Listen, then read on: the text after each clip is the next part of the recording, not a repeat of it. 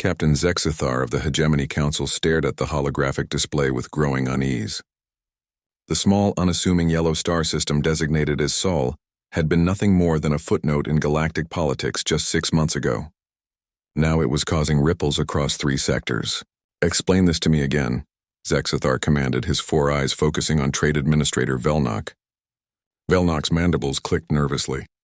"The humans refused our standard trade agreement. They claimed the terms were unfavorable and proposed alternatives.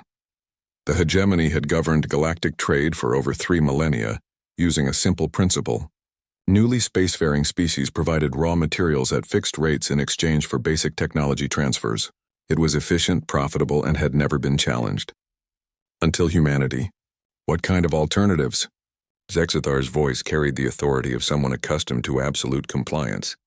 "They offered to sell us something called coffee and chocolate at prices that seemed—" Velnok paused, struggling with the concept. "Negotiable."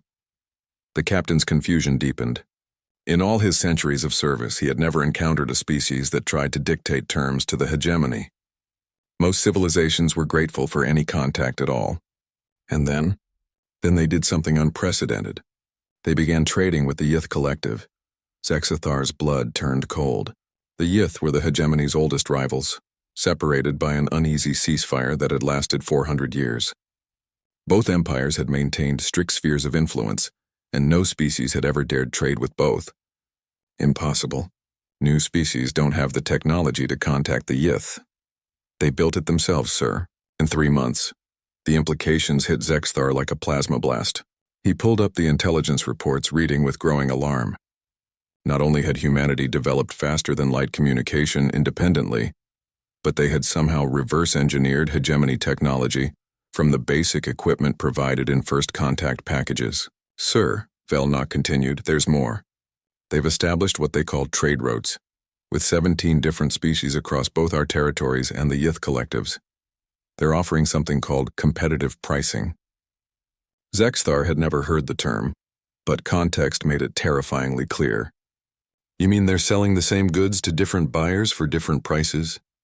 "Yes, sir, and somehow convincing everyone they're getting a good deal." The communication panel chimed. Admiral Korth's scarred face appeared, his expression grim.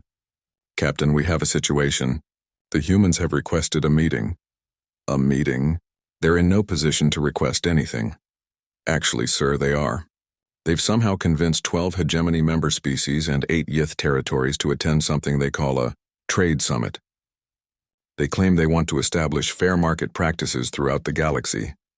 Zexithar felt his world shifting beneath him. "Fair market practices?" The humans sent a preliminary document. "It's extensive." Korth transferred the file. "They're proposing the elimination of what they call monopolistic trade restrictions and the establishment of competitive bidding processes for all interstellar commerce." As Zexithar scanned the document, he realized he was witnessing something that had never occurred in galactic history. A species was attempting to rewrite the fundamental rules of interstellar trade through negotiation rather than conquest. "Sir," his communication officer interrupted. "Incoming transmission from the Yith Collective." Supreme Commander Hrothek materialized in the hologram, his crystalline features betraying unusual uncertainty. "Zexithar, I assume you've received the human proposal?" "I have. This is clearly a trick." "Perhaps. But consider this. In 6 months, they've increased trade volume in both our territories by 37%.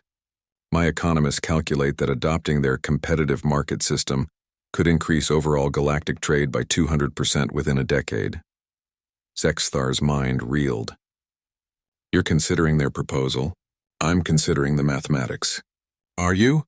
The transmission ended, leaving Zexithar alone with a decision that would reshape the galaxy.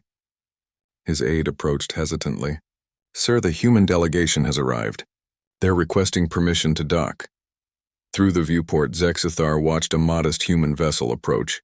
Unlike the massive dreadnoughts typically used for diplomatic missions, it appeared to be a converted cargo ship. The humans hadn't come to intimidate.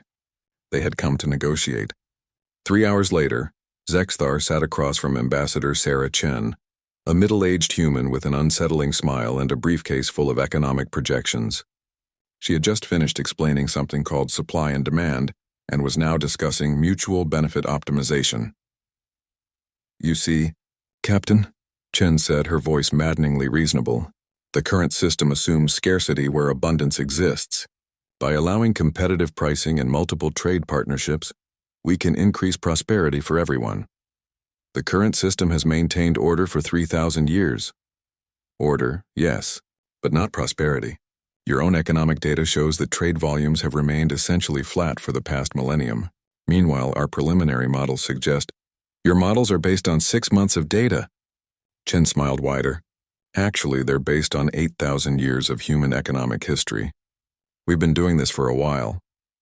The casual admission that humanity had been conducting complex economics for 8 millennia, longer than the hegemony had existed, sent another chill through Zexthar.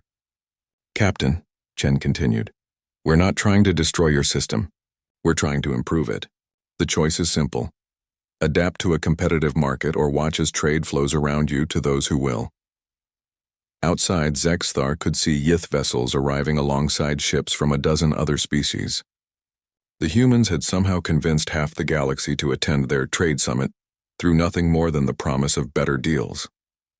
As he looked at the growing fleet of ships and former enemies now gathering peacefully to discuss profit margins and market shares, Zexthar realized that humanity had achieved something no military conquest ever could. They had made cooperation more profitable than conflict. The age of galactic empires was ending. The age of galactic commerce had begun, and it had all started because humanity refused to accept a bad trade deal